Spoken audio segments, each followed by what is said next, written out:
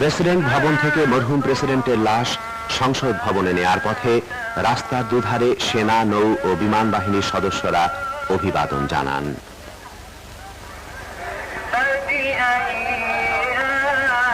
সংসদ ভবনে প্রেসিডেন্ট জিয়ার লাশ রাষ্ট্রীয় মর্যাদায় রাখা হয়। প্রিয় নেতার প্রতি আন্তরিক শ্রদ্ধা জানানোর জন্য, তার লাশের কাছে একবার আসার জন্য সর্বস্তরের লক্ষ লক্ষ মানুষ ছুটে আসে সংসদ ভবনে। সারিবদ্ধভাবে এগিয়ে যায় অশ্রু সজল চোখে। ফুল নিয়ে, মালা নিয়ে, এসেছে কান্না ভেজা মনের আকুতি নিয়ে।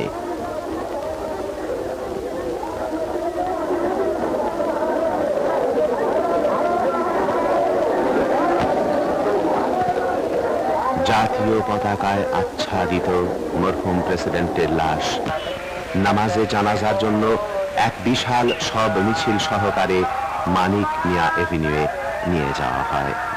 অস্থায়ী প্রেসিডেন্ট, প্রধানমন্ত্রী, মন্ত্রিসভার সদস্য, তিন বাহিনী প্রধান, কূটনীতিক, রাজনৈতিক নেতৃবৃন্দ, সশস্ত্র বাহিনীর সদস্য এবং সর্বস্তরের লক্ষ লক্ষ অশ্রু সজল শোকাকুল মানুষ শরীক হন মরহুম প্রেসিডেন্টের নামাজে জানাজায়। মিরপুর থেকে ফার্মগেট পর্যন্ত এবং আশেপাশের প্রতিটি সড়ক ও বাড়ির ছাদ সহ সমগ্র মানিক মিয়া এভিনিউ এক বিশাল জনসমুদ্রে পরিণত হয়।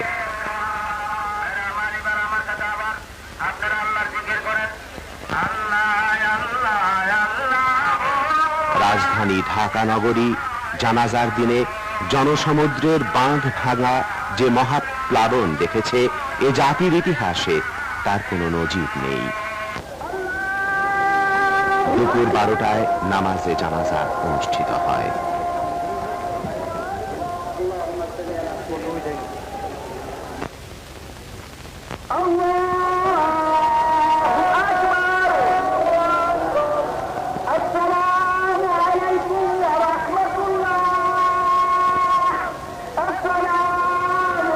জানাজায় মরহুম প্রেসিডেন্টের রুহের মাগফিরাত এবং দেশের স্বাধীনতা, সার্বভৌমত্ব ও সংহতি রক্ষার জন্য সর্বশক্তিমান আল্লাহ তাআলার রহমত কামনা করে বিশেষ মুনাজাত করা হয়।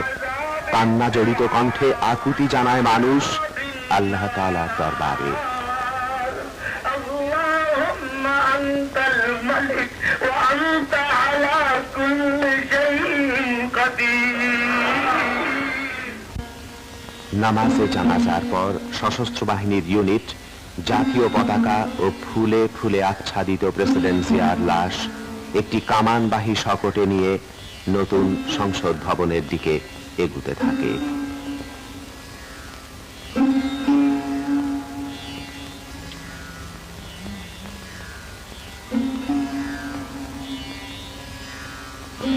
লাশের পেছনে ছুটে চলে শোকাকুল লক্ষ জনতার বিরাট মিছিল।